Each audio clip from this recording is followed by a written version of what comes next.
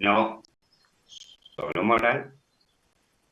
Hay una coacción, muy bien, para obligarle a una persona a hacer o no hacer algo, ¿sí?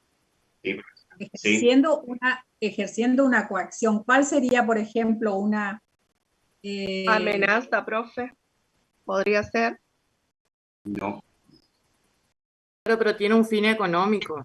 O sea, hay una coacción. Extorsión podría ser, por ejemplo, cuando se podría, o sea, tenés fotos, poner comillas, íntimas y se le manda la foto a la persona que se le quiere extorsionar y que si no quiere que se vean públicas, le tenés que pasar tanta plata. Eso sería un ejemplo de extorsión.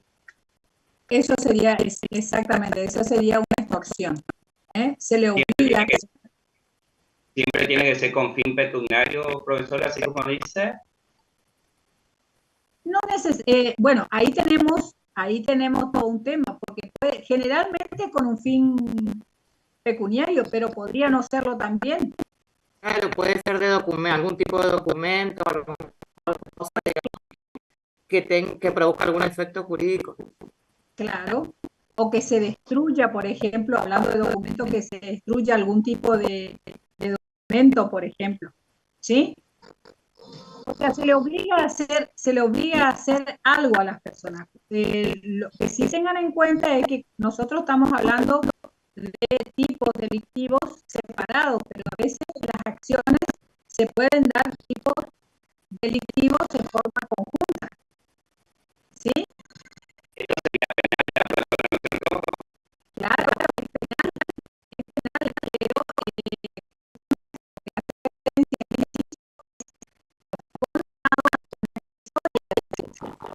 sí, la accionalidad, eso es, digamos, una pena. A ver, ¿cómo digo?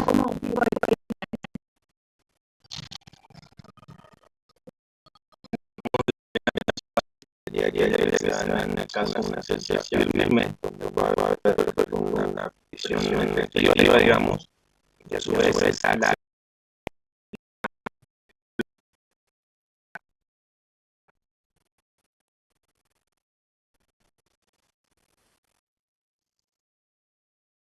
acción de libertad durante determinado tiempo.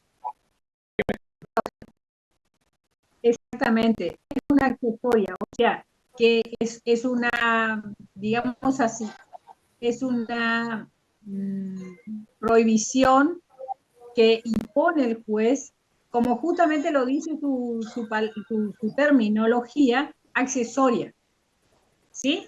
Que se suma a la pena establecida como principal por el Código Penal. En algunos casos se puede establecer una accesoria, una pena accesoria.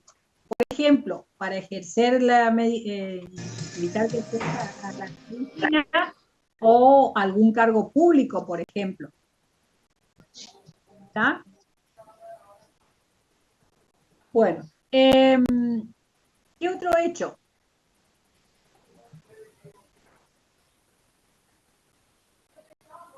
¿Estafa, profesora?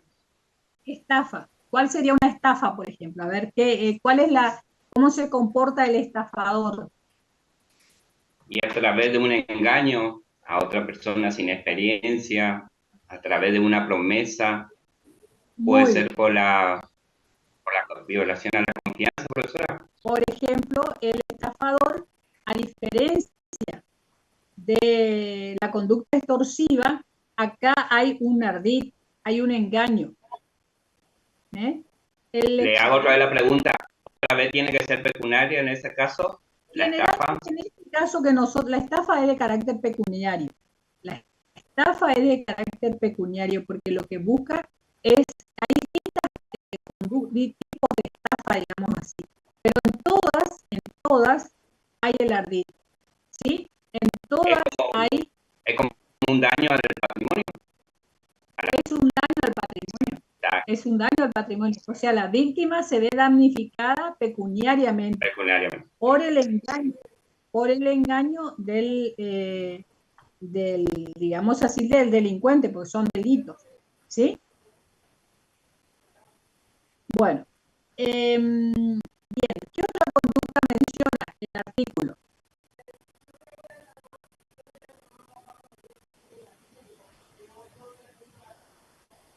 A ver, Valenzuela. Vamos a ver entre los Después dos. tenemos Valenzuela. la ¿Qué otra usura. conducta? La usura. A ver, la usura, ¿cuándo se tipifica? A ver. La usura se tipifica cuando a través del sobreinterés que se genera a través de un contrato, por ejemplo, de mutuo, el interés adicional es excesivo y la persona que, digamos, contrata con la que tiene menos experiencia se aprovecha de esto, digamos, y ahí entra el rédito económico. Muy bien. Entonces, en la usura no es lo que menciona el compañero, el mutuo es el préstamo, ¿no es cierto? El préstamo, por ejemplo, de una suma de dinero, le aplica un interés excesivo. Exacto, ¿Sí? porque en realidad es un consentimiento entre los dos. Hay un Está en el interés excesivo, porque los bancos también hacen lo mismo, pero está dentro de los márgenes legales, digamos. y el estado de necesidad de la víctima, porque se aprovecha del estado de inexperiencia o de necesidad de la víctima para aplicar intereses excesivos, exorbitantes. Esa es la conducta usuraria. Por eso es que una cosa, por ejemplo, es ser prestamista. El prestamista no es algo ilícito, ser prestamista es una actividad. Ahora, ser usurero ya es otra cosa. O sea, la usura sería ese precio desmedido, por así decirlo, que se aplica. En el cobro de intereses. Ajá. En el cobro de intereses. ¿Vieron esas transacciones que los intereses van justamente van generando a su vez otros intereses, pero todo esto es exorbitante? Para saber qué interés es usurario, exorbitante, no se puede establecer parámetros fijos. Hay que ver la situación económica, el grado de inflación y tener en cuenta los parámetros oficiales también. ¿Y de dónde se saca, profe? ¿De dónde se saca los parámetros oficiales? ¿Dónde los saco? Del Banco Central, exactamente. Hay intereses que son fijados, incluso y son utilizados por los juicios, por ejemplo, los juicios civiles, para la actualización o para establecer penas punitivas, pecuniarias. Sí, pero esto hay que evaluarlo. O sea, el juez cuando va a analizar el tema de si una conducta es usurera o no, va a tener en cuenta todas estas situaciones. ¿Sí? Pero los dos estarían implicados ahí, profesora. El que adquiere y el que también aplica la usura. No, pero digamos, el que comete el ilícito no es el que adquiere, es el que aplica el interés excesivo. El otro es la víctima. Quiere decir que la usura es ilícita. No, la usura no es ilícita, la usura es un delito. Es un Le pregunto delito. porque le pregunto porque en una parte dice también para los comisionistas. No, pero el tema, fíjense, no está mal, como le dije de entrada, cobrar intereses, no está mal. Los intereses pueden ser los intereses compensatorios o intereses moratorios. Siempre y cuando basándose por el Banco Central o un índice del Estado. Claro, profe, por eso deja en claro que es algo desmesurado, o sea, algo que... Desmesurado y aprovechándose del grado de inexperiencia o de necesidad de la víctima. ¿Sí? Se tienen que dar esos parámetros, porque cuando eso le aclaro para todos, si bien no estamos en derecho penal, pero bueno, cuando la figura penal, en el derecho penal se tipifica el delito, se tienen que dar todos los elementos para que se configure el delito, porque si no, no hay delito. en nuestro sistema, si el delito no está tipificado dentro del Código Penal o de leyes penales incorporadas al Código Penal, no se puede considerar una conducta delictiva. No es que vamos a elaborar un delito y vamos a hacer a alguien responsable. No. Tiene que encuadrar la conducta en ese delito. Por eso es lo que el encuadre tiene que ser adecuado. Eso analiza el juez. Porque, por ejemplo, una conducta puede ser moralmente reprochable, pero si no figura como delito, si no es un delito, no puede ser considerado como tal desde el punto de vista penal. Ojo, puede ser una conducta antijurídica que no sea delito. Eso, a ver, lo antijurídico es la conducta que va contra el derecho. Pero lo delictivo son las conductas antijurídicas que están tipificadas. Y que son realizadas por la víctima con plena conciencia de la criminalidad del acto que realiza. ¿Me entienden?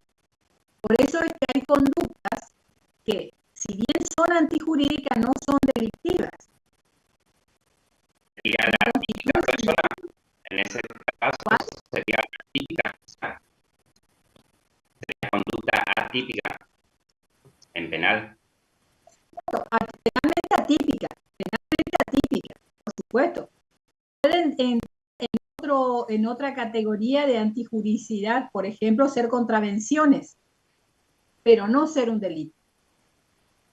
¿Ya? Las conductas delictivas son las conductas más graves consideradas como delitos y a los cuales se le aplica una pena por el sistema jurídico. Bueno. Bien, sigamos un poquito más. ¿Qué otras conductas menciona? Defraudación, sí. Creo que está cohecho, puede ser, defraudación, sí. No es lo mismo, ¿eh? Sí, también está cohecho, está defraudación, malversación. Bueno, a ver alguna de estas.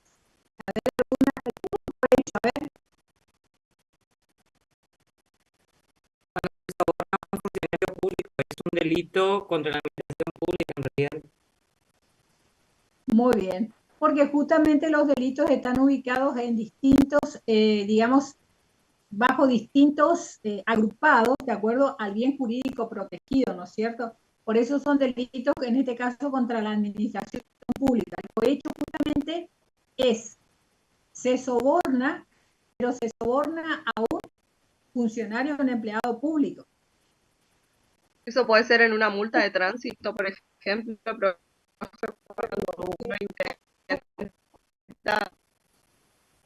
por ejemplo, ahí sí tenemos las conductas cruzadas. Cohecho activo, cohecho pasivo. ¿Sí? Las dos conductas están sancionadas. Tanto el que paga el soborno como aquel que acepta. ¿Sí? Bueno, Ambos son juzgados en ese caso. Claro. Ambos son juzgados en ese caso. Ambos son, exactamente. Su conducta, en ambos casos la conducta es sancionada.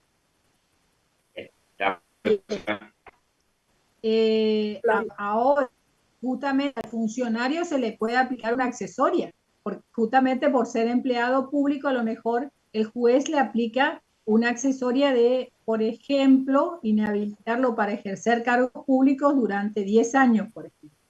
Por ¿Sí? eso dice también la autoridad pública, como la policía o seguridad, así. También ¿sí? Sí, todo funcionario o empleado público. Público. Gracias. Claro, por ejemplo, docente sobornado para que apruebe a un alumno de técnica de remate, por ejemplo. Ahí está, profesora. El cohecho activo y pasivo. Le quiero decir, no necesariamente uno piensa siempre en la figura del policía que está sobornando o la gente de tránsito, pero todo funcionario puede caer en esto, ¿eh? Hay que tener cuidado, porque le quiero decir todos quedamos comprendidos, ¿eh? Empleados públicos, ¿sí? Y malversación de caudales públicos sería cuando quieren sobornar, digamos, cuando hacen, por ejemplo, en vialidad, que ponen precios sobre precio. ¿Eso sería la malversación de fondos públicos, No, hay profe? distintas figuras delictivas, distintas figuras delictivas que justamente están dentro de la administración pública, y el que quiere leer más del tema tiene buenos textos de carácter penal que pueden profundizar. Por eso le dice estafas y otras defraudaciones, ¿sí? ¿Me entienden? Son distintas figuras que la ley presenta. Pero la pregunta era, perdón, me fui un poquito, ¿cuál era tu pregunta? Sobre la malversación de caudales públicos. La malversación de caudales públicos, concretamente esa figura, en realidad es aplicar los caudales que son recibidos para con una finalidad concreta a otra. Sería el desvío de eso a otro destino, profesora. Que no necesariamente es para enriquecerse el funcionario, porque en ese caso ya tenemos otras situaciones. Acá, por ejemplo, vamos a suponer dinero recibido para hacer un hospital, por ejemplo, y no se hace el hospital. Se hace, por ejemplo, 2 salas, ¿sí? Se recibe fondos con una finalidad específica y resulta que se aplica a otro, al pago de sueldo, por ejemplo. ¿Me entienden? Entonces, ahí hay una malversación, porque esos caudales públicos, esos caudales, esos fondos, están con un fin determinado. Y resulta que se hace otra cosa, que no tiene nada que ver a lo mejor con el enriquecimiento ilícito, porque el enriquecimiento ilícito es otra cosa. Ahí ya tenemos, digamos, una situación distinta. Fe, una duda que tengo. Si, por ejemplo, los caudales públicos que fueron recaudados fueron para hacer un hospital y hacen otra obra diferente, pero para bien público, igual se tipifica la conducta ahí. Por ejemplo, una plaza. Sí, pero si se quiere, generalmente se evita esas situaciones, pero en general sí, se tipifica aún la conducta. Por eso esa situación es mucho más atenuada que la otra, porque acá no hay un enriquecimiento, incluso no hay no hay un deseo de perjudicar a la administración pública, pero ¿qué es lo que pasa? Se establece como finalidad, como una prioridad, por ejemplo, hacer un hospital, y resulta que se hace otra cosa. A lo mejor, dado el momento, dadas las circunstancias, se puede explicar y no prospera la acción. No prospera la acción, pero ya se puede configurar. ¿Sí? Disculpe, buenas tardes. En ese caso no habría un incumplimiento contractual. No, porque en este caso no estamos hablando de la administración pública. Ok. Porque es público, profesora. Porque es público, por eso no puede caer esa categoría. La administración. Claro, por eso le digo, hay que tener en cuenta la ubicación del delito, dónde está ubicado dentro del Código Penal. Todo esto hace la teoría de los delitos dentro del derecho penal, ¿no es cierto? Por eso nosotros estamos dando una idea nomás. Acá en realidad lo que nosotros estamos viendo es que en realidad lo que queremos significar es que la ley sanciona especialmente las conductas delictivas que afectan bienes patrimoniales, porque el martillero lo que tiene que tener es una conducta honesta, sobre todo relacionado con bien y los fondos, ¿sí? El patrimonio, no solamente público, sino también también es así, privado. ¿no, profesora? Claro, claro. Distinto sería, por ejemplo, vamos a suponer otro ilícito, una persona, una persona que, por ejemplo, causa lesiones en un accidente de tránsito, por ejemplo, un accidente culposo. Es una conducta delictiva también, es una conducta delictiva, pero ¿qué pasa? No se relaciona con el daño patrimonial. Pero al Estoy hablar de hablando de una culposo no conducta hay culposa, ¿eh? intencionalidad, profesora. Claro, pero sí podría hablar de haber negligencia, haber impericia, Sí, pero abandono de por eso le estoy persona, por hablando. ejemplo, cuando hace ¿Cuál? cuando hace abandono de persona. Ahí ya no entra el culposo. Ahí ya no entra Claro, bueno, ahí, pero lo que yo le quiero significar es que más allá, yo ya le dije la clase anterior, más allá de que la ley enumere determinados, la condena por determinados delitos, ahora vamos a ver que incluso en algunos fallos se niega la inscripción a personas que han cometido delitos en general y le han de adolescente como martillero. ¿Sí? por ejemplo, profesora. A, pe a, pesar de haber, a pesar de haber cumplido ya la condena. A pesar de haber cumplido la condena ya. Entonces, pero eso tiene que ver con la legislación y la interpretación de cada provincia. Porque el tema de la inscripción para la matrícula es provincial. La ley nacional no da parámetros generales. ¿Cómo se interprete eso concretamente en el deber de matriculación? Entra dentro de la esfera provincial. ¿Sí? Profe, y delito contra la fe pública, ¿cuál sería? Bueno, ahí los delitos Falsear contra la fe documentos. pública. Yo le pasé el escrito. ¿Qué le pasé? Los delitos contra la fe pública. ¿Ustedes Entonces, leyeron acá el hay documento que mucho yo de le pasé? escribano, le puede decir eso en general, le suele pasar a ellos, tengo entendido. Falsear documentos o adulterar. Pero no Bueno, hace solamente poco también ello, ¿eh? pasó No, hay una fiscal que falsificó documentos y le dieron un jury de enjuiciamiento y la condenaron, digamos, claro, porque corriendo. fíjense que delitos contra la fe pública habla en general de todo tipo de falsificación, ¿sí? Uno generalmente habla de falsificación, hay otro tipo de falsificación, ¿eh? La falsificación también, ¿eh?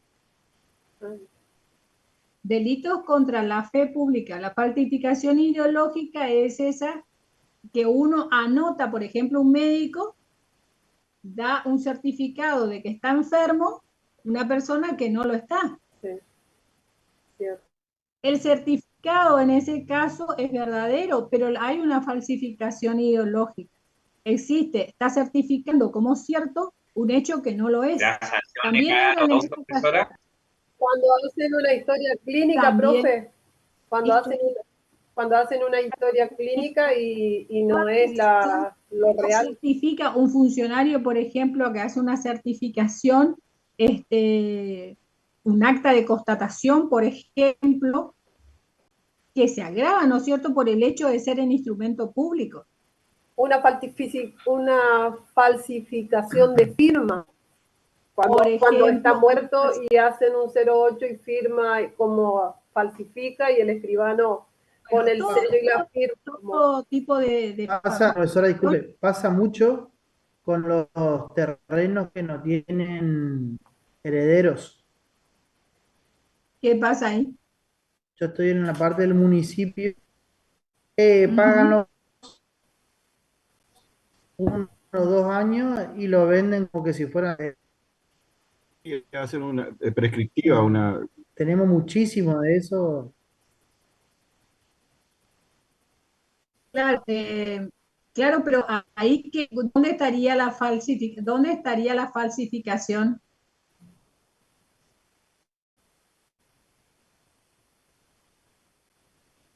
Y en todo, porque no es de ellos el No, terreno. pero no Lo existe, pero no hay, venden no hay sin ser de ellos. ningún Pero se documento tiene que falsificado, po. falsificar una prueba Todo. o un documento. Se falsifica un documento. Fíjense que en este caso, fíjense, vamos a suponer, em, supongo que este es el caso.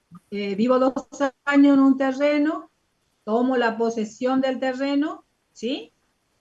Hago una casa, una casilla, cerco, en fin, y después cedo los derechos, porque no puedo venderlo porque no tengo la propiedad, ¿verdad? Pero en esas de ceder hay un precio.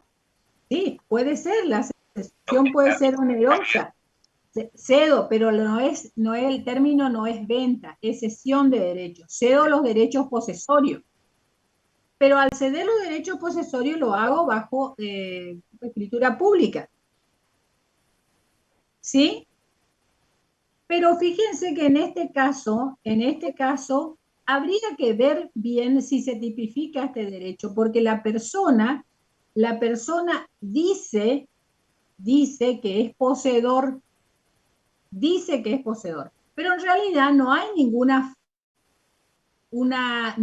no realiza una certificación, miente. Distinto es cuando actúa el escribano, cuando dice que, por ejemplo, dio un boleto de compraventa. ¿Me entienden lo que les quiero decir? Y certifica eso como como que dio. ¿Entienden lo que les quiero decir? Sí, profesora. Entonces, ahí sí, pero la otra conducta entiendo que no, porque la persona que miente, no certifica nada.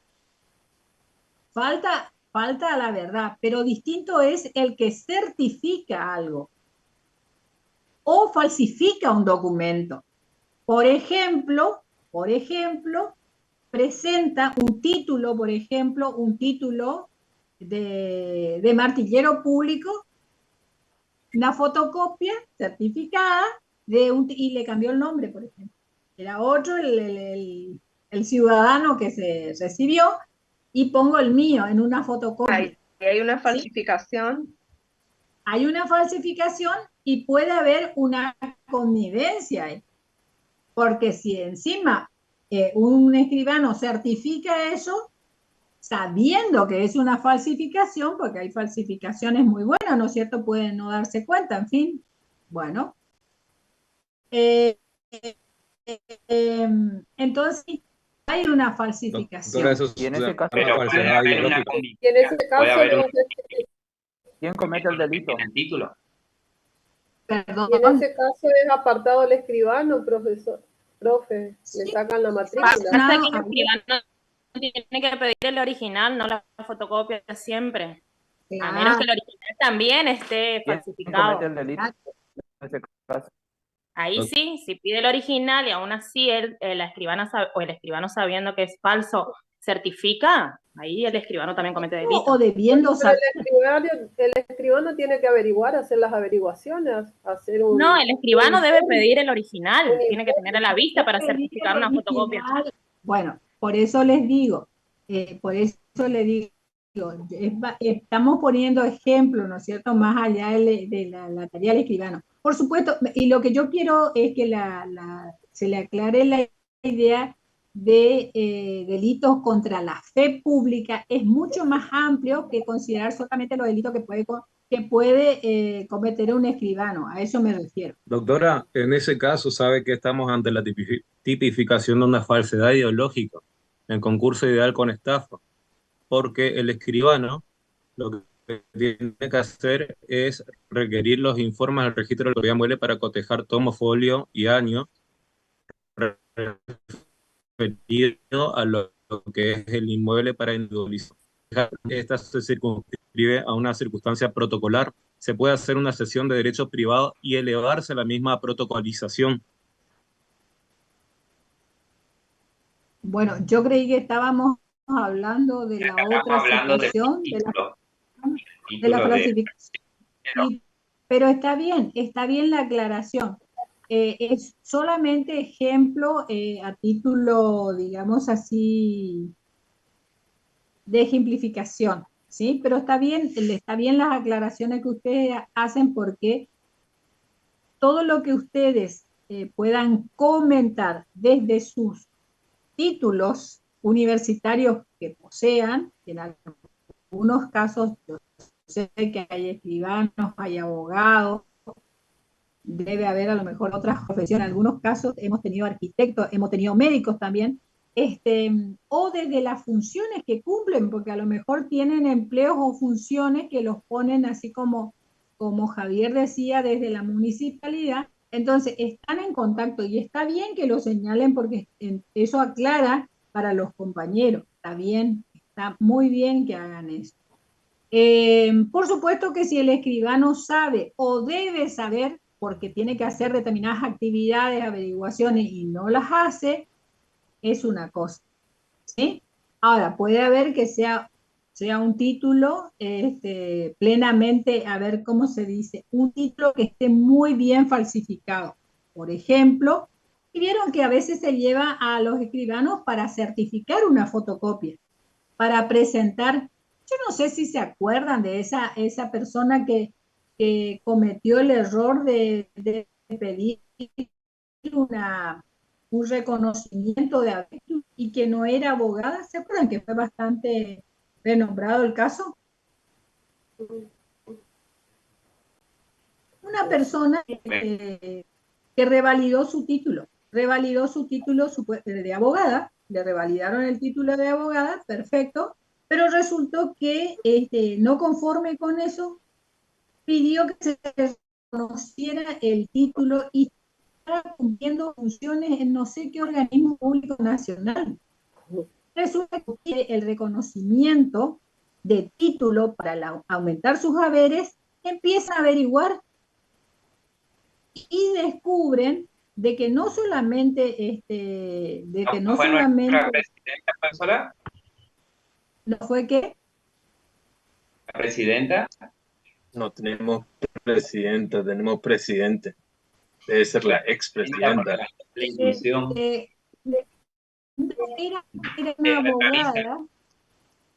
Era una abogada que hace un caso del año pasado o algo así, que cumplía, yo no sé si no era, sinceramente no sé si era como, a ver, este organismo, asesoría letrada, de no sé qué organismo oficial importante a nivel nacional, y cuando pide el reconocimiento de título, ahí lo que pasa es que empiezan a averiguar y resulta que a ver, el título era extranjero supuestamente y había revalidado, pero después resulta que caen que no había revalidado. Entonces, y que no tenía título. O sea, en Creo su que país también no con un tenía. doctor puede ser también, no sé si se está equivocando, pero creo que hay un caso con un doctor, creo que de Venezuela, que trabajaba todo, tenía su oficina y no era doctor. Bueno, no, en este caso era una mujer. En este caso era una mujer, porque recuerdo bien, porque yo pensé realmente qué audaz, porque si estás en esta situación, evitar insistir. No, Bueno, lo que profe, en menos. estos casos lo que pasa es que la falsificación contra la fe pública se da en el uso de los sellos timbrados o títulos nacionales que supuestamente ostentan. Yo en la fuerza, por ejemplo, que presto servicio, últimamente a los profesionales se les está haciendo validación de título porque hubo años anteriores que en las incorporaciones que hubieron, los títulos fueron muchos títulos falsificados, inclusive la mayoría de las provincias del norte, ¿no? Entonces, eh, hoy en día esa fuerza está pidiendo revalidación y están haciendo contrataciones con las universidades para que realmente, porque la falsificación es tan original que que tiene que ser muy bien visado para poder validar ese título. Bueno, Porque los sellos, los timbrados, todo es originario. y entra falsificación de billetes también. Sí, también se da mucho así. Profesora, le paso una pregunta que es el que me interesa, que en esta parte del delito de la fe pública es la parte de sello. Le pregunto por qué los martilleros cuando van a ser sus profesionales van a tener su sello, ¿no es cierto? Bueno, en caso de que se le pierda, tiene que haber la denuncia, ¿no es cierto? Sí, pero en el caso del sello es la aclaración de la firma. La firma es lo que vale. Le digo porque nosotros tenemos una conocida que es una doctora y a ella se le perdió el sello y tuvo que lo había hecho en su momento la denuncia, pero seguían vio que normalmente no se hace una firma, sino que hace garabato. Le habían llamado de la empresa pública que porque es como que ella estaba con ese tuvo que denunciarlo después, no lo había hecho, sí, hubo un problema, por eso le pregunto si en caso que el martillero tenga... No se entiende nada porque hay audio, profe. Ulises Barrio, tu micrófono. Cierre por favor los micrófonos a menos que estén hablando.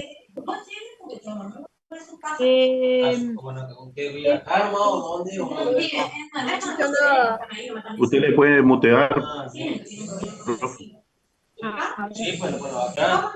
¿Y usted dónde vive? Y yo vivo entre Campo de Teresa. De Teresa Nicolet. Y bueno, la vamos a hacer una exposición para que no se vuelvan a sacar eso que no media palabras se obtenga equipo de peso, nada de eso.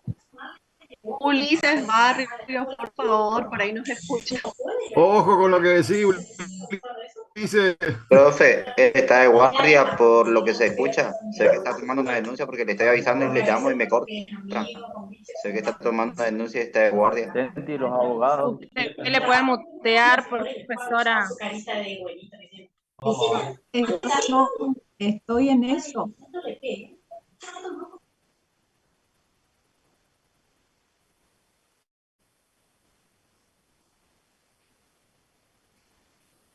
Ahí está, profe. Estoy en eso porque... Ahí silenció su micrófono, Ulises. Está, profe. Ahora tengo que volver atrás. Bueno,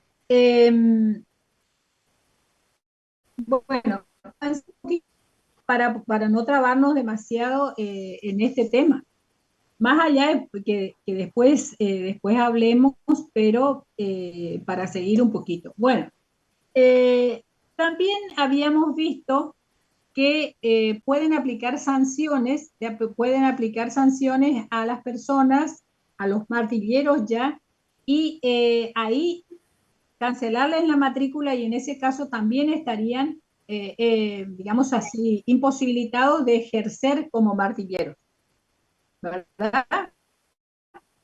Por eso el inciso hace referencia a sanciones de carácter disciplinario. Bueno, esas son sanciones que establece el órgano de contralor, el que ejerce el contralor de la matrícula, que puede ser el registro público, que puede ser la Cámara, que puede ser el Superior Tribunal, que puede ser un colegio, depende cómo esté organizado en cada jurisdicción. Eso le queda claro, ¿verdad? Bueno.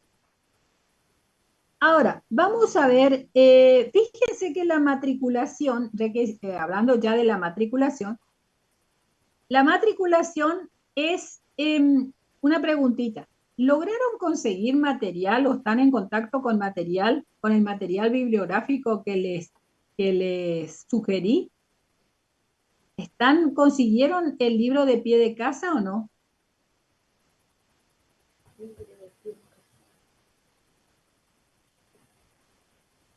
Miren, tienen que tratar de conseguir porque le va a aclarar mucho, más allá de lo que se pueda comentar en clase. En clase nosotros tenemos 2 horas por semana, nomás con un tiempo muy limitado.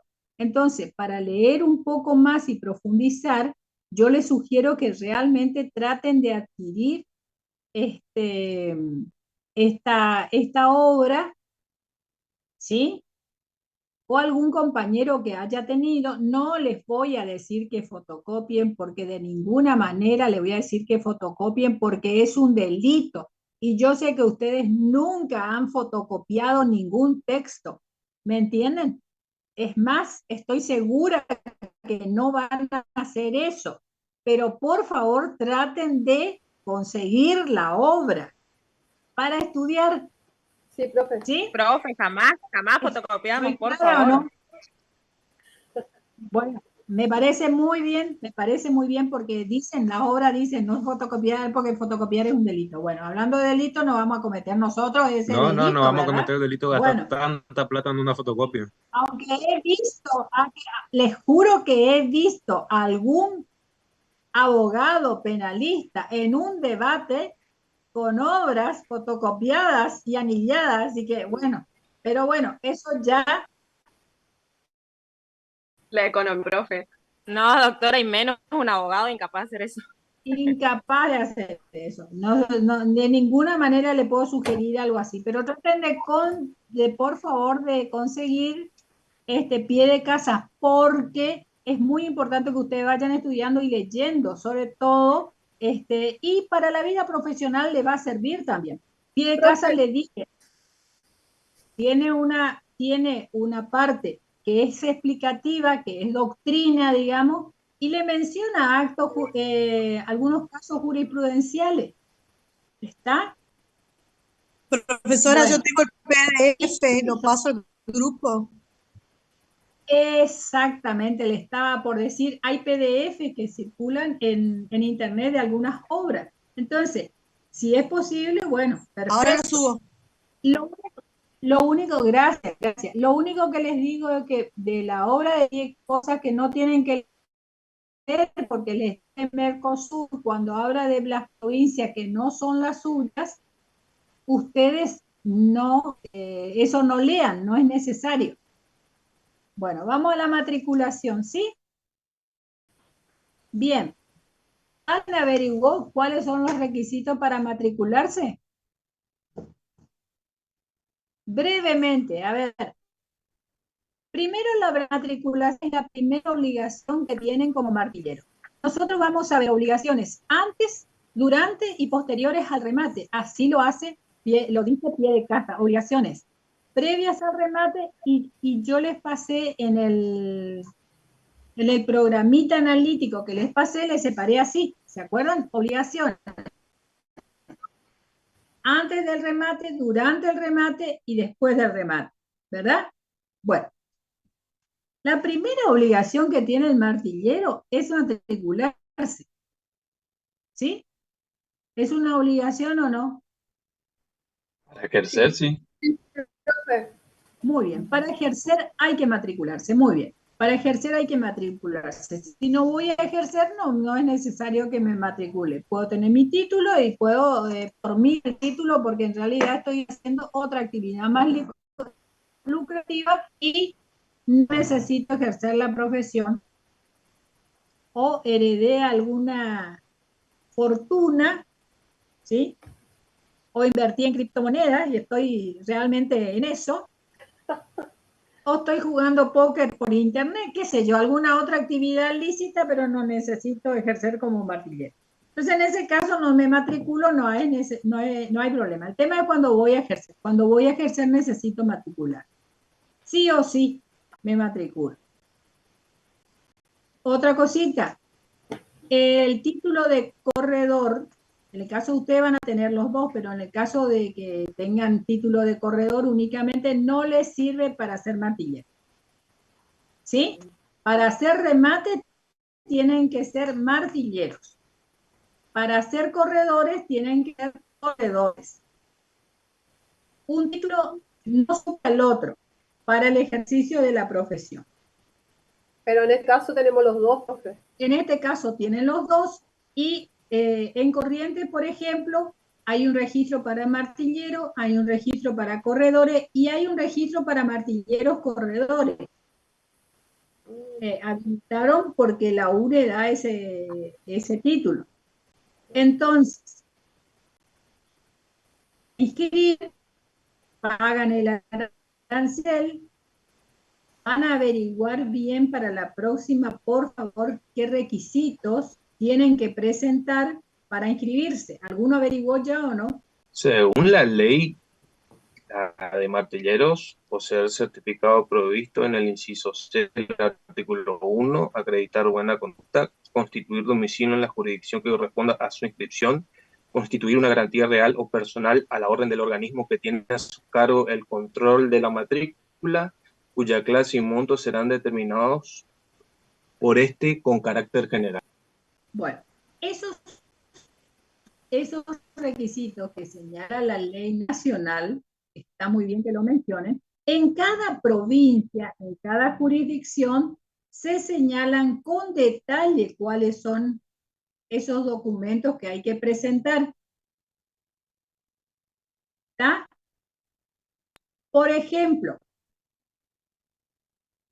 vamos a suponer certificado, vamos a suponer que tengo que acreditar, primeramente tengo que acreditar identidad. ¿Qué presento? DNI. Fotocopia. La fotocopia, certificada posiblemente del DNI, ¿sí? Bien. ¿Qué más? ¿Qué más tengo que presentar? Acá en la provincia de Misiones, profe, en el primer punto, el requisito que dice es cumplir con los requisitos establecidos en el artículo 1 de la ley 20.266, que es la ley nacional. En el punto 2 dice, acreditar fehacientemente que se encuentra domiciliado en la provincia por más de un año. Los argentinos nativos o naturalizados deben probar el extremo con un certificado de la Secretaría Electoral. Esperen un poquito. Antes de que avancen más, les dije, les digo, que averigüen en el organismo donde ustedes van a inscribirse, ante quienes ustedes van a inscribirse, qué requisitos están pidiendo. Actualmente, concretamente, ¿qué le están pidiendo? Listo, por ejemplo, profe. certificado de domicilio. ¿Qué certificado de domicilio otorgado por la comisaría? Residencia de un año, ¿cómo acreditan? ¿Cómo acreditan eso? ¿Sí? Por ejemplo, ¿qué más le piden para matricular? Acreditar identidad, denunciar el domicilio real y constituir domicilio legal, el cual sirve a los efectos de sus relaciones con sus comitentes, la justicia y la institución profesional a la que pertenece. ¿Qué diferencia hay entre el domicilio real y el domicilio legal? El domicilio real es donde vivimos y el domicilio legal es donde nosotros, ¿cómo es? Realizamos la actividad. Claro, el trabajo, digamos. Claro, el domicilio tiene el domicilio que tiene efectos legales, por decirlo de alguna manera. Esto es el mismo domicilio real, ¿eh? Porque si ustedes van a poner su oficina en su casa, ¿sí? Va a coincidir los dos. Sí. Pero Profe, si ustedes... en caso que yo viva en Santa Ana y tengo mi oficina acá en Capital, el domicilio real sería el que está en Santa Ana y el legal sería acá la oficina de Corrientes Capital. Exactamente. Lo único que tienen que tener en cuenta que todo, fíjense que les dice que para los efectos con su comitente y todo lo que tenga que ver con su profesión va a ser el domicilio legal. Profe, o sea que las una pregunta. le van ¿El domicilio electrónico también está en este inciso o no? La verdad que desconozco, pero el domicilio electrónico no tiene que coincidir necesariamente, porque ustedes no van a poner el domicilio electrónico una cosa o otro domicilio, ¿no es cierto? Por el tema de las notificaciones, digo. Mire, no está claro. Habría que ver habría que ver, pero eso a los efectos procesales, ¿eh? ¿Se refiere a eso? Sí, sí, por eso. Sí, en este caso no, porque en este caso nosotros no estamos hablando de un proceso.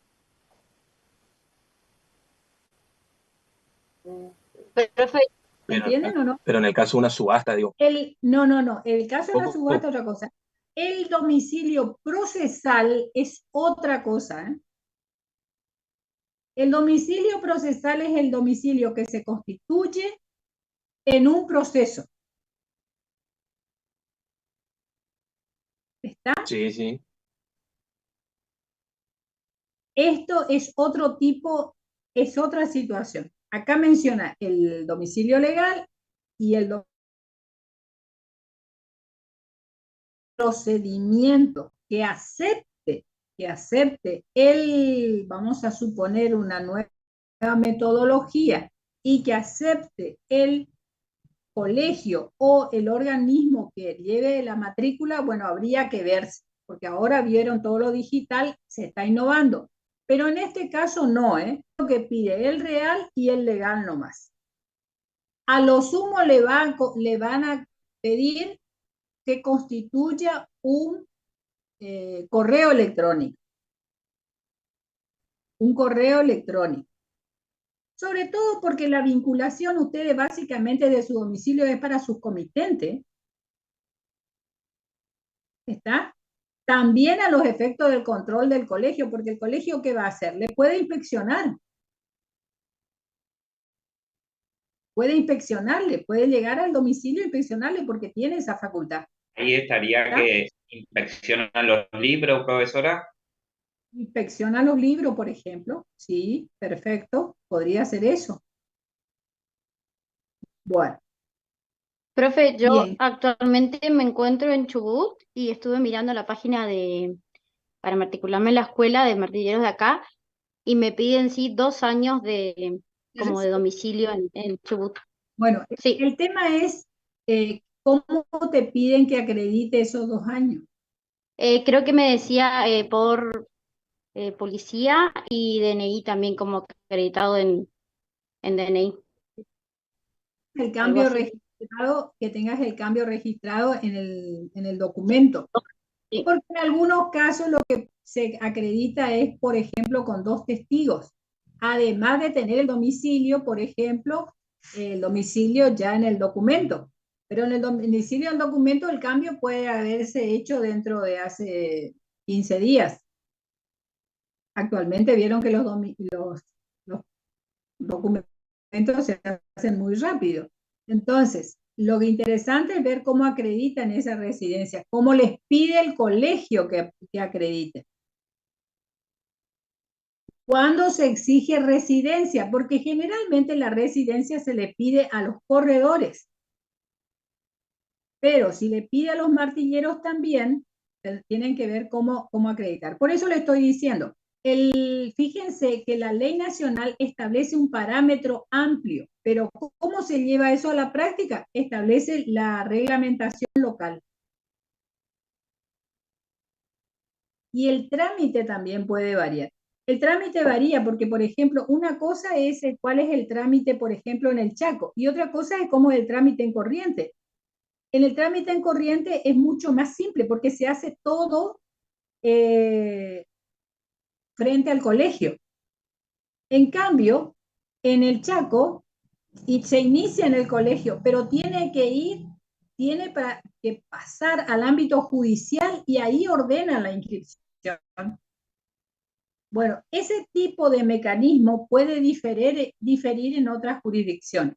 Por eso yo les vuelvo a decir, lo que tienen que averiguar bien es, por ejemplo, hay que presentar fotos. ¿Cuántas fotos? Hay que presentar certificado de domicilio. Bien. ¿Obtenido por quién? Hay que ser certificado de buena conducta. Bien. ¿Y certificado de residencia? ¿De reincidencia? ¿Sí? Pagar la inscripción. ¿Cuánto? Porque ahí varían mucho.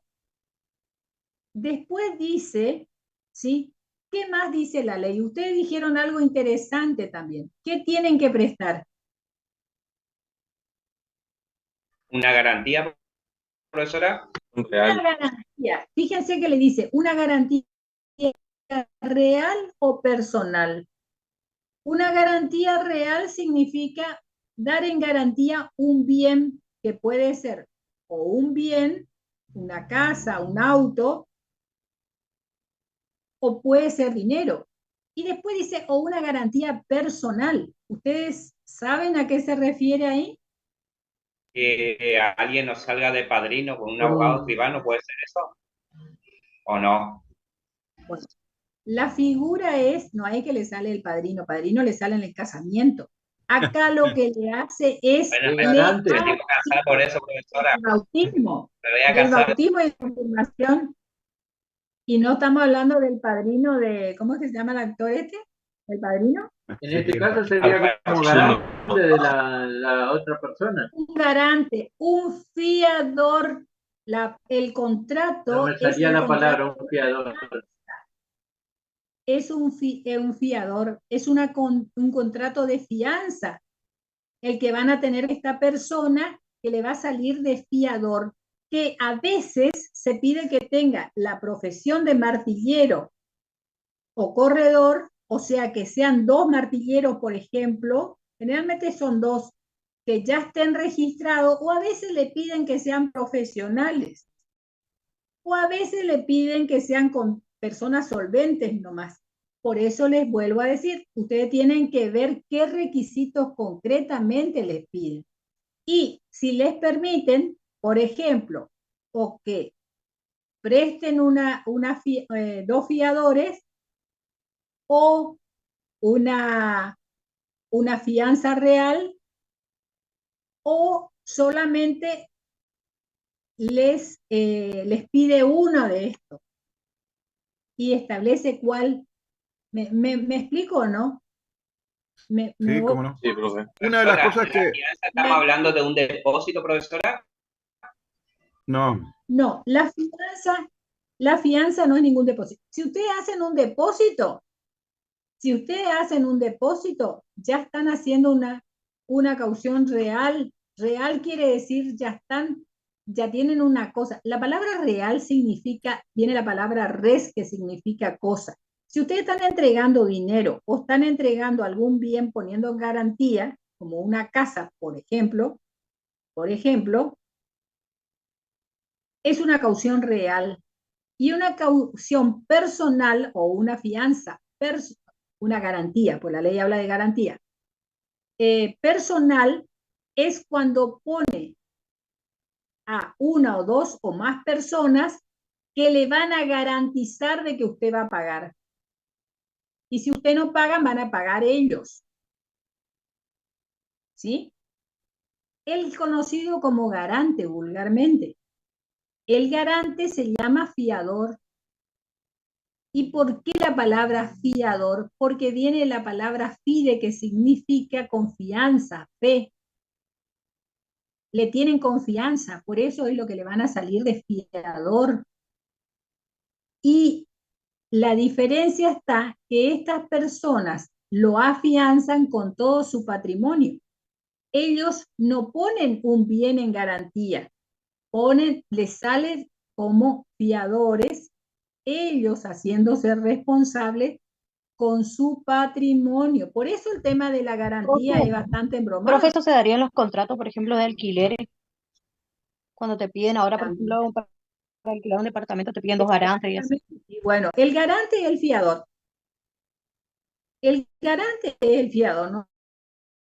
Porque establece, es una garantía, pero es una garantía personal. Generalmente los colegios piden garantías personales. O sea, no le piden que deposite dinero, sino que le piden que salgan de garante 2 o 3 personas.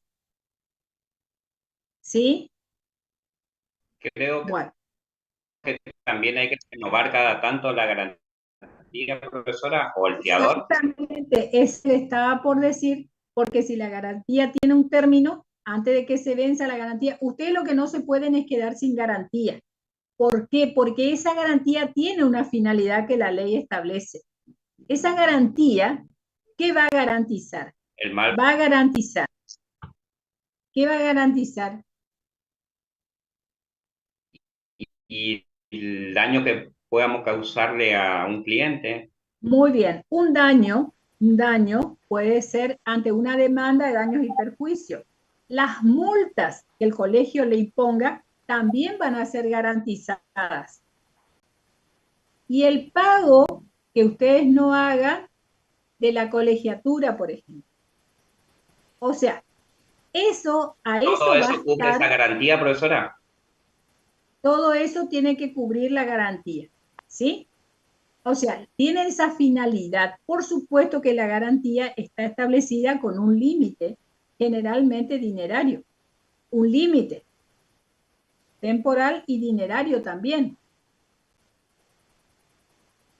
¿Me entienden lo que les quiero decir? Sí, profe, porque cuando se hacen los contratos, ahí te ponen si es por 1 año o por 2 años. Bien. Para eso, para profundizar en eso, si ustedes quieren, pueden leer el contrato de fianza. El contrato de fianza habla de esto. El contrato de fianza justamente habla de las obligaciones del garante y de las obligaciones de la persona que es garantizada, digamos así, en su profesión bien hacer en este caso. ¿Está? Sí, profe. Bueno. Bien. ¿Qué otro requisito? A ver, ¿qué otro requisito menciona la ley por ahí? Tienen que presentar la fotocopia del título. La Buena conducta, profesora. Fundamental la buena conducta, un certificado de buena conducta. Certificado de buena conducta, muy bien. ¿Es pedido por quién? Y por la policía, seguramente. La policía, muy bien. Pero también a veces se pide un certificado de ¿qué? De reincidencia. Reincidencia. ¿Y ese de dónde se saca? Del RENAPER. Correo. Ah, sí. Podemos. Muy bien. Que se tramita ante el correo, ¿sí? También en el juzgado también se puede sacar, profe. Bien, ustedes lo que tienen que ver es dónde se puede tramitar eso. Actualmente a lo mejor le pidan también si tienen alguna, por eso le digo, ver por ejemplo si tienen QUIL o QUIT, algunos le piden que se hayan inscrito ya. ¿Mm? Bueno. En ¿Y la, eso se paga, profe? en la ley de ¿Cuánto acá, más o menos? de acá de Corrientes, en la ley para ser profesional y domiciliado en la provincia de Corrientes, tiene 17 ítems para hacer inscribirse. Para inscribirse. Uno de esos es estar inscrito en renta, en DGI, hay que tener patrocinio letrado, y otras tantas fotocopias de un certificado expedido por un escribano público, título universitario, que es lo que vamos a tener. ¿Usted está leyendo de la página del Colegio de Martilleros de Corrientes? De Corrientes, sí. Requisito de matriculación. Muy bien. Esos requisitos de matriculación tienen que tenerlo muy presente y generalmente se actualizan. A veces le piden algunas cositas más. Por eso hay que verlo cuando uno se va a inscribir realmente, ¿no? Pero para que ustedes vayan teniendo una idea. Sí. Una idea ya de qué es lo que van a tener que presentar. Y cuánto es el dinero cuánto le va a salir la inscripción. Profe, por ejemplo, no sé. Y si uno, por ejemplo, está trabajando en relación de dependencia, ¿cómo es? ¿Serían otros los requisitos que tendría que presentar o no? Si estamos estudiando, pero también trabajamos en relación de dependencia, que nos están pagando, digamos, para poder después de jubilarnos, nos están pagando, están haciendo los aportes, van a ser otros los requisitos que nos van a pedir o no. Esto es para inscribirse, para ejercer. Para ejercer. No interesa que uno esté trabajando en relación de dependencia y estén haciendo cuando no aportes. sea incompatible. Ah. Siempre y cuando no sea incompatible. Porque vos podés ejercer, por ejemplo, tu profesión. Claro. ¿Sí? Sí, pero si no es incompatible. Porque, por ejemplo, vamos a suponer sos un juez o secretaria en un juzgado. No vas a poder. No vas a poder, pero si te comercio, en un comercio, tampoco. Pero sí vas a poder, tenés que inscribirte nomás. Claro, pero tenés que tener en cuenta establecer a lo que yo te quiero significarte que tengas claro que no es que no vas a poder porque tenés que ver el tipo de trabajo que estás realizando en cuanto a la incompatibilidad. Por ejemplo, una persona puede ser escribano y abogado, pero no puede ejercer las dos profesiones en forma simultánea, no lo puede hacer. ¿Por qué?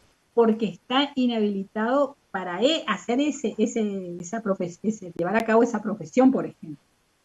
¿Sí?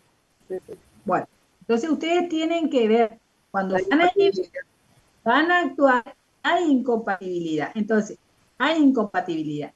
Cuando dejan de trabajar, cesa la incompatibilidad. ¿Ya? ¿Está? Bueno, muy bien. Avancemos un poquito más entonces. Estos requisitos para ser martillero es una cosa. La matrícula del martillero, valor y requisitos para su obtención. Ahí vienen los requisitos que pide cada jurisdicción. ¿Qué valor tiene? ¿Qué valor? ¿A qué se refiere esto? Se refiere a que la matrícula para el martillero, tanto como el corredor, es de carácter constitutivo. ¿Qué quiere decir de carácter constitutivo? Quiere decir que es imprescindible que se matricule,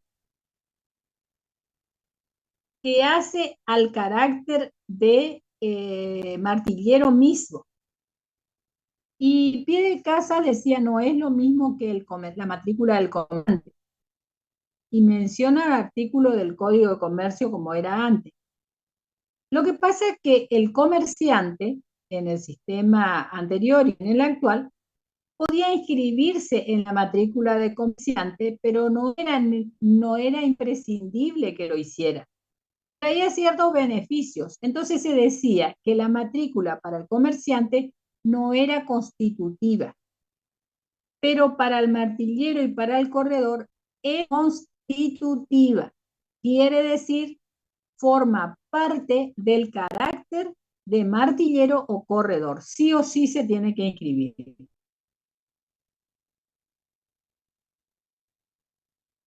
¿Uno puede ser martillero sin estar inscrito? Sí, pero lo que no puede es ejercer.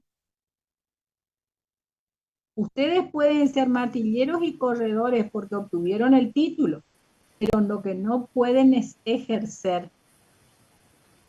Hasta que no nos inscribamos. La inscripción sería la que nos habilita, profesora. ¿La inscripción qué? La inscripción del corredor de martillero al colegio es lo que nos habilita para poder ejercer. Exactamente, exactamente. Y la matrícula se llama también la credencial que le otorgan. O sea, se llama matrícula tanto a la inscripción que se hace, la inscripción, el registro, se llama matrícula también, y la inscripción y la tarjeta o el comprobante o la credencial que le otorgan. También se llama matrícula. ¿Está? Cuidado con eso que le estoy diciendo, porque en una pregunta le puedo decir algo como, la matrícula es la inscripción que se realiza antes del registro para la profesión, la credencial que le otorga el colegio o el organismo que la nómina de todos los profesionales. Las dos primeras. O Ninguna de ellas, ninguna de las anteriores cosas. Generalmente suelo hacer así las preguntas. No son preguntas, son acciones. Entonces, cuidado porque si marcan y son las 3, se le toma, el sistema le va a tomar como falso, como no contestado. Si son 3. Inscripción al registro, inscripción en el registro y credencial, ¿no es cierto? Y la nómina. ¿También? Y decimos si estás en la matrícula. Claro. Por eso le digo que es importante. Profe, no haga trampa. Son correctas. No está haciendo trampa la profe. Nos está haciendo pensar mucho. Yo lo que le estoy diciendo es que ustedes presten atención. Por eso, fíjense que hay una diferencia entre el estudiante que está en clase, todas las clases, y que está atento, y el estudiante que pone su nombrecito, no aparece nunca en cámara y no está en clase. Porque ese que no está en clase se pierde todas estas aclaraciones que yo suelo hacer. Profe, tengo apagada la cámara, pero estoy... Bueno. Yo Yo tengo apagada, pero... Me alegro. Lo importante es que ustedes estén con la cámara prendida o la cámara apagada, pero que estén. Profe, yo tengo apagada la cámara Es porque... decir, doctora, en esas 3 opciones que usted nos dio, las 3 son correctas. Las 3 son correctas. Igual. Profe, disculpe, yo tengo apagada la cámara, soy muy feo. Está bien. Doctora, por cierto, le quiero avisar que me tengo que retirar, así que si me disculpa. Bueno, ¿quién es la que está hablando? Romero Janina.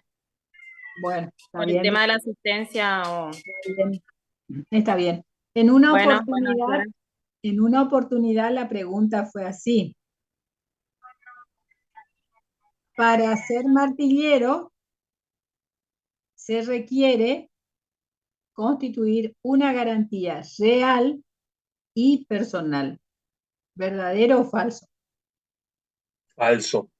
Se necesita ser mayor de edad, tener título habilitante de una universidad pública y hacer garantía real, caución real o personal.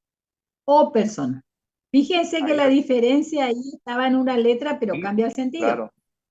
Es una de las dos. Claro, pero si yo le pongo en una sola opción, tienen que verla toda junta. Entonces, si yo le digo, para ejercer como martillero, se requiere constituir una garantía real y personal, es una cosa. Constituir una garantía real o personal es otra cosa. Porque en el primer caso le estoy pidiendo las dos. En el segundo caso le estoy pidiendo un. ¿Está? Bueno, detalles es lo que ustedes tienen que leer bien en las consignas, porque a veces lo leen rápido. O sea, va a ser medio tramposa su pregunta. Claro, doctora, porque si usted dice por ahí que se constituye garantía real o personal para ser martillero, bueno, o falta otros requisitos más, ahí ya cambia la pregunta. Me han acusado en ese momento de hacer ¿cómo es que me dijeron unas preguntas, unas opciones capciosas? En realidad yo le dije, lo único que les advierto que tienen que leer bien las consignas. Se lo dije. Profe, pero denos tiempo entonces, no nos dé muy cortito, porque si no, no podemos pensar. Generalmente yo le doy una opción de 40 minutos. La opción es 40 minutos generalmente, para 10 preguntas me parece suficiente. Suficiente, exactamente. Bueno, pero hubo profe que nos dieron muy corto, nos dieron sí, al uno era 15 o 20 minutos. No, generalmente yo suelo dar 40 minutos. Una consulta, en el momento del examen nos va a tomar con la ley, digamos, nacional, ¿verdad? Sí, Sí, pero si hay algunas aclaraciones que yo haya hecho con relación a la ley, a las leyes provinciales, puede ser que le pregunten. Generales siempre, generales, no voy a entrar al detalle, pero puede suceder que les mencione. Como por ejemplo el tema de que en algunas jurisdicciones se exige la residencia por 1 o más años previas a la inscripción. ¿Verdadero o falso? Por ejemplo. Fíjense que ahí hago referencia a las jurisdicciones provinciales, pero no en una concreta. ¿Está? Bueno, de cualquier forma esa es muy fácil, así que no le voy a hacer. Bueno, vamos a ver qué otras cosas. El tema de las facultades del rematador vamos a dejar para después porque es más fácil. Vamos a entrar un poquito en las obligaciones impuestas a los martilleros, que es el punto 8. Esas obligaciones yo las voy a empezar a dar ahora, pero quiero que las lea bien porque ese punto es importante y tiene muchos detalles que por ahí pueden ser un poquito complicados.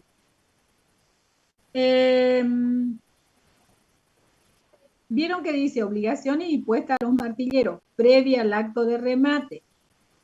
Ya dijimos que en realidad la primera es la de matricularse. Esa es una obligación que tiene. ¿Por qué? Porque es de carácter constitutivo. Sí o sí se tiene que inscribir. Bien. Y que tiene que ser la inscripción en la profesión de martillero. Les vuelvo a decir que no vale otro título. No puede ser comisionista, ni corredor, ni nada por el estilo. Tiene que estar inscrito como martillero. Bueno. Otro tema es, acá dice libros. Vamos a empezar a dar el tema de los libros, pero el tema de los libros es un poquito complejo. Si yo tengo algún material por ahí, le voy a...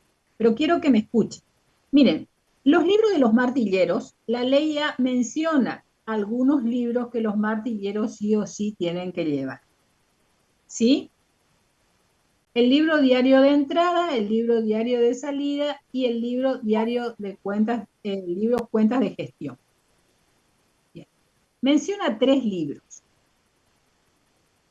como obligatorios. Esos libros son obligatorios. Quiere decir que si el martillero no lleva los libros y los lleva bien, pueden ser sancionados por el colegio, pueden ser multados por el colegio.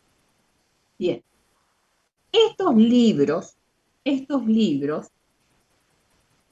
tienen que cumplir requisitos extrínsecos e intrínsecos. Extrínsecos quieren decir requisitos de afuera, formales. Y requisitos intrínsecos quieren decir requisitos en el contenido. Para esto nos guiamos por los requisitos que pide actualmente el Código Civil y Comercial a partir del artículo 320 en adelante, que habla de la contabilidad. ¿Sí? ¿Por qué? Porque los libros de los martilleros entran en la categoría de lo que antes eran conocidos como libros de comercio, que ahora se pone una terminología más amplia y se habla de registración contable.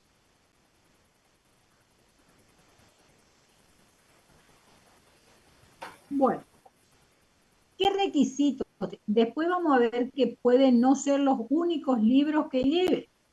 La ley menciona estos 3 libros, pero puede suceder de que necesite otros libros de acuerdo al tipo de remate que realice. O, por ejemplo, que el martillero no actúe en forma personal, sino que lo haga a través de una sociedad. En ese caso, además de los libros, estos libros de entrada, diario de entrada, diario de salida y cuenta de gestión, va a necesitar, por ejemplo, los libros societarios, que pueden ser el libro de inventarios y balance, el libro de reunión de socios, el libro de, por ejemplo, de reunión desde el directorio, o sea, distintos libros, pero ya que hacen a la sociedad. ¿Entienden? O si hace determinado tipo de remates, puede suceder de que leyes especiales le pidan que lleve otros libros. ¿Me van siguiendo? Sí, profe. O sea, que la ley le menciona 3 libros, pero pueden ser que no sean solamente estos libros los obligatorios, teniendo en cuenta la situación particular de cada martillero. ¿Estamos? Siendo el libro de inventarios y balances el libro insustituible para toda actividad económica. Yo les sugiero que lean el artículo 320 y vamos a volver a hablar la próxima semana de ese artículo 320 en adelante, todo relativo a libros contables. Y ustedes me van a decir por qué tenemos que leer, porque la ley actualmente le exige llevar contabilidad no solamente al que realiza una actividad comercial, sino también a distintos tipos de sujetos, porque tiene que llevar libros. Entonces, todo lo que, le vuelvo a decir, todo lo que digamos con relación a estos libros que la ley menciona se aplica a todos los libros. Todos los libros tienen que cumplir requisitos extrínsecos y requisitos intrínsecos. Vamos a los requisitos extrínsecos, los requisitos de afuera de los libros. Todos los libros tienen que ser foliados, encuadernados y rubricados. ¿Sí? Bien. Profe, el artículo 320 dijo.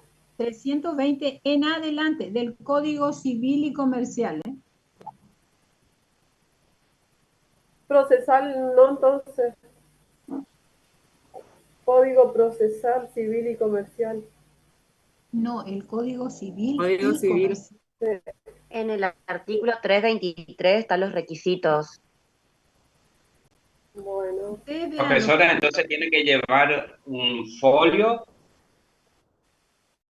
un número, un folio y un orden cronológico a la vez. Vamos a los libros. El libro, los libros, tienen que estar requisitos extrínsecos, encuadernados, foliados, quiere decir con un numerito en cada página, y rubricados. ¿Sí? Rubricado es la palabra, no lubricado, como me dijo alguna vez alguien. No se lubrican los libros, no se aceitan, se rubrican, ¿está? Se rubrican. Bien. ¿Quién rubrica los libros? El organismo de contralor. Cuando uno va a empezar a ejercer la profesión, le habilitan el libro, le ponen un sello, le dice a quién pertenece, cuántas hojas tiene, a qué se va a destinar el libro, y hay una firma que pone la persona que está autorizada para rubricar por el organismo los libros. Si los libros no tienen esta firma, no son llegados en legal forma. ¿Sí? Para ser llegados en legal forma los libros, tienen que cumplir los requisitos intrínsecos y extrínsecos, los dos. Bueno. Vamos a los requisitos adentro de los libros. La ley lo en forma negativa. ¿Qué quiere decir? Que no deben estar, dice. No deben tener tachaduras, enmiendas, borrones, interlineados, hojas en blanco, espacios en blanco, ni hojas arrancadas, ni alterados. Deben anotarse en forma cronológica, siguiendo un orden cronológico, todas las operaciones. Por eso dice, sin dejar espacios en blanco, sin hacer interlineaciones, sin hacer... Bueno, porque si ocurre todo esto, vamos a suponer que está tachado, está borrado, está con corrector, algo, todo esto, el libro pierde su valor probatorio especial y ya no está llevado conforme a derecho. ¿Le queda claro eso o no? ¿Cómo se hace alguna corrección, profe? Hace una corrección haciendo una enmienda, se salva con un asiento, eso lo dice la ley, con un asiento, con un contraasiento. Se anula y después se vuelve a realizar la inscripción correctamente. Nada de andar borroneando ni tachando las cosas que nos equivocamos, porque eso está mal. ¿Eso lo hace el propio martillero o tiene que ver permiso al colegio, profesor? No, el martillero lo hace sin problema, siempre que lo haga bien. La contabilidad del martillero, los libros son propios, o sea, a él le pertenece. ¿Sí? Y salvo situaciones especiales, como por ejemplo, una inspección del colegio, el martillero no tiene por qué mostrar sus libros a cualquier persona. ¿Está? Bueno, bien. Profesora, disculpe, y en una subasta tampoco no, si alguna parte interesada pide mostrar los libros, tampoco tienen que mostrar. ¿En qué subasta?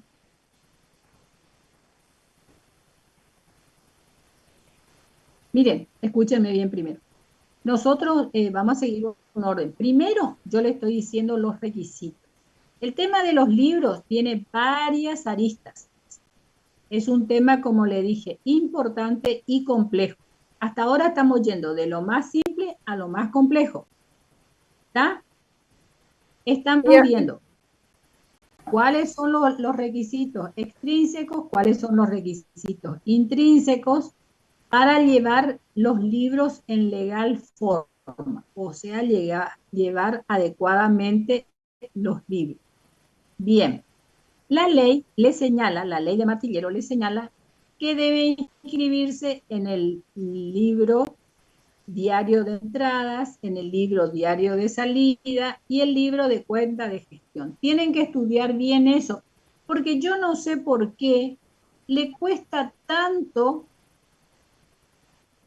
aprender qué es lo que tienen que escribir en uno y otro. ¿Saben por qué? Porque les pregunto después en el examen y no sé por qué se equivocan. Así que les pido por favor que estudien bien lo que va en cada libro. ¿Está? Profe, en el artículo 330 del Código Civil, estuve leyendo eso y dice exactamente lo siguiente.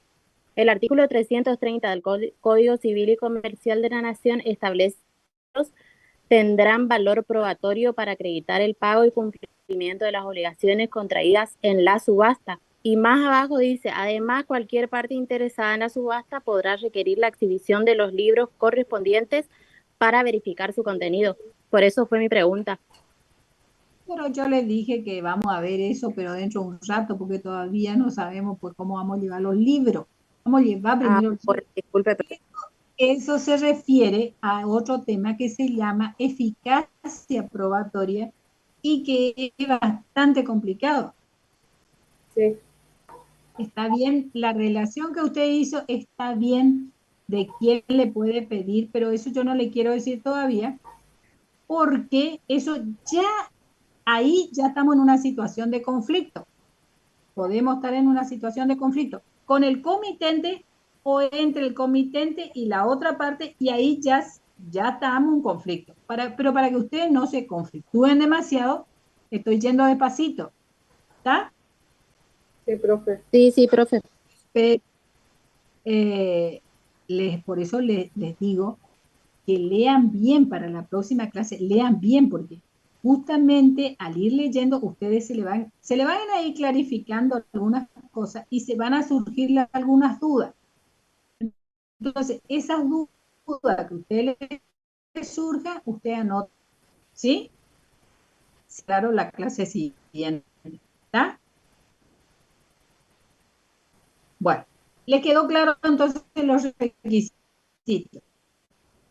¿Sí? profe. Contenido de los libros tienen que ver, ¿eh? Les dejo como tarea para la próxima clase. Menciona los libros, en la ley de Martillero menciona los 3 libros y qué debe contener. O sea, le dejo la lectura para que usted lo haga. Artículo 17, profe. Bueno, perfecto. Después que vemos los requisitos de los libros, ahí hay otro tema que es complicado y que se relaciona un poquito con lo que la compañera decía, que es el tema de la exhibición. Cuando hablamos de la exhibición, exhibir significa mostrar, ¿sí? La exhibición de los libros. El principio general es que, salvo situaciones excepcionales, el martillero no tiene por qué mostrar sus libros. Son libros de él y a él le pertenecen. ¿Está? Bien. Hay 2 tipos de exhibiciones. Exhibición parcial y exhibición general. Todo esto que le estoy diciendo está en estos artículos del Código Civil y Comercial. Pueden analizar bien leyendo un código civil y comercial comentado de estos artículos, o también algún texto que hable de los libros de contabilidad o los libros contables. ¿Está? Los autores comercialistas suelen tratar el tema. Bueno. Exhibición total o parcial de los libros. Bien. Exhibición general. ¿Qué se exhibe? Esa es una pregunta que siempre hago y a veces me saben contestar y a veces. La exhibición general, como su nombre lo indica, en la exhibición general mostramos toda la contabilidad, todos los libros. Es una exhibición general.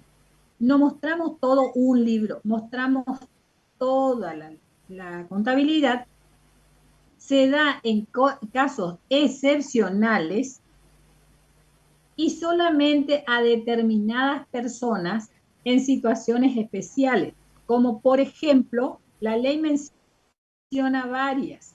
En un artículo que ustedes van a encontrar entre del 320 en adelante, menciona que, por ejemplo, en casos de sucesión, ¿sí? En caso de sociedad, en caso de habilitación y en otros casos taxativamente mencionados. ¿Qué quiere decir eso? Que solamente entre esos casos. ¿Quiénes pueden pedir? Bueno, la doctrina se encarga de aclarar que en cada caso quiénes son los que están en condiciones para pedir la exhibición. No es que tampoco cualquiera pide. Por ejemplo, en un caso de sucesión, ¿sí? Los herederos pueden. ¿Sí? Es decir, que solo las partes Bien. nomás. Quiere decir que cada caso tiene su cuestión.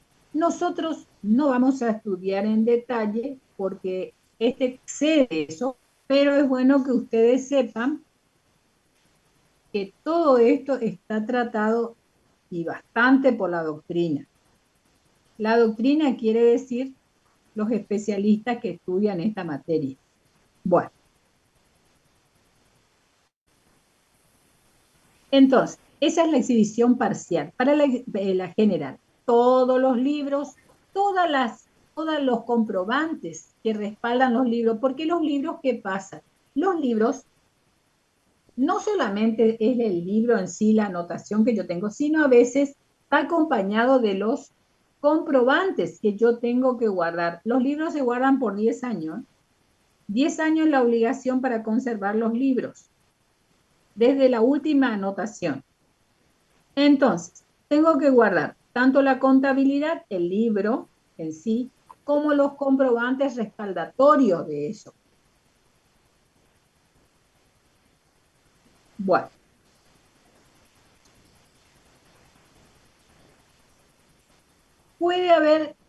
Puede ser en un juicio o puede no ser en un juicio la exhibición general. Bien.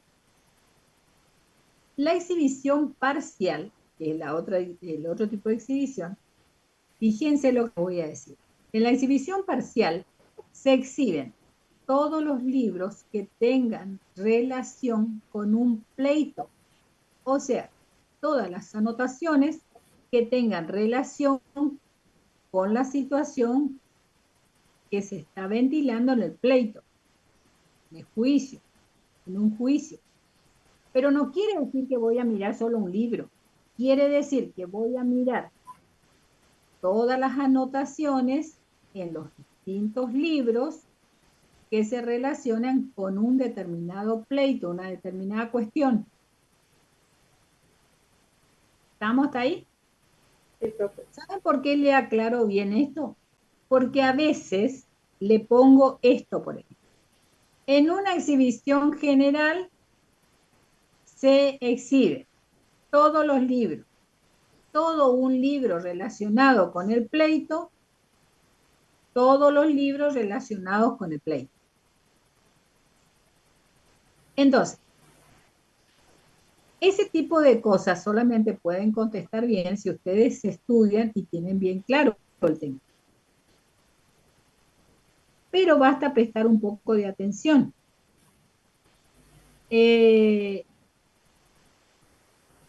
Cuando hablo de una exhibición parcial, estoy hablando de una situación litigiosa. ¿Sí? Ya hay un litigio ahí. Ya hay un juicio. Y en este caso, ahí sí los libros actúan como prueba. Se presentan los libros como prueba en el juicio. ¿Está? Y ahí va a tener el valor probatorio que hoy su compañera quería saber, que es el próximo paso que vamos a tratar. Entonces, en la exhibición parcial ya hay una situación litigiosa. ¿Qué se puede dar? Fíjense que se puede dar entre el martillero y su comitente, porque no le quiere pagar la comisión, por ejemplo, pactada. ¿Sí? O al revés, es el comitente el que le demanda al martillero. O puede darse entre las partes, entre el que vendió, comitente, y entre el que adquirió el bien. ¿Está? Entonces, en otro tipo de pleito, vamos a suponer la división de bienes en una sociedad conyugal. Y llaman al martillero para que vean a ver si se vendieron animales o se vendieron otro tipo de bienes en subasta pública.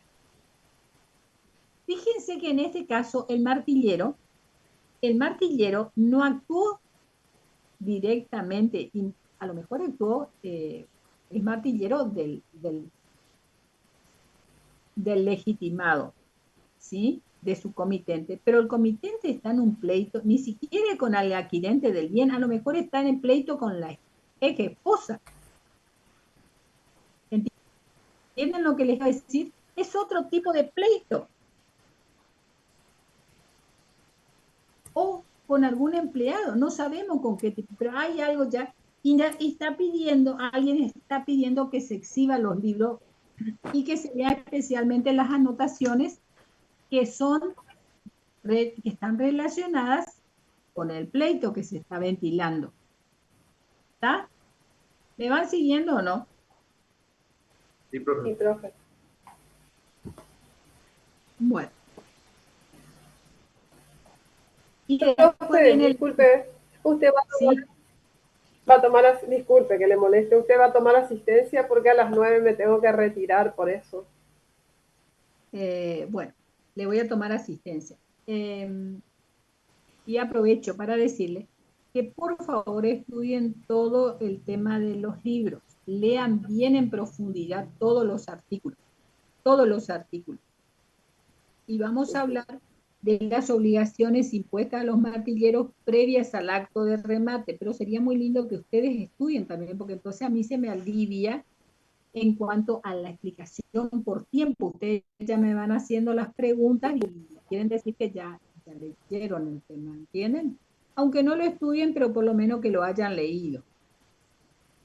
¿Está? Disculpe, aparte de libros, ¿qué dijo, profe? Aparte de libros. Obligaciones impuestas a los martilleros, libros, convenio con el comitente y antecedente de dominio de bienes, que esas son las obligaciones previas. ¿Sí? ¿Vieron ahí en el programita? Bueno, ese punto lean bien. Le voy a tomar asistencia, porque tiene razón su compañera, si no yo me paso y después no le tomo asistencia. ¿Está? Bueno, cualquier duda que tienen me consultan por el WhatsApp, no con relación al tema, porque si no van a querer que les explique todo por WhatsApp, con relación al tema que tienen que estudiar, ¿sí? Bueno, vamos a la sede central, Acevedo Omar, Acosta Carlos, Acosta Patricia. Presente, profe. Presente, Acosta Carlos, profe.